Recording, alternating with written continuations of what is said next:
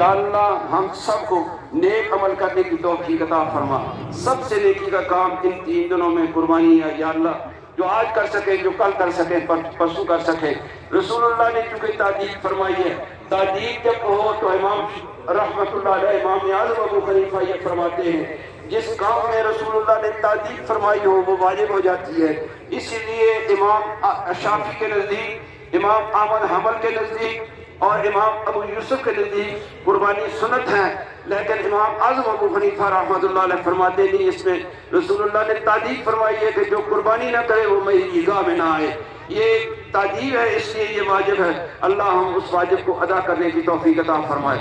یا اللہ مسلمانوں کو کامیابی اور کامرانی سے ہمکنار فرما.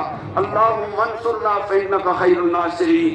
اللہم افتح لنا فإنک خیر الفاتحین.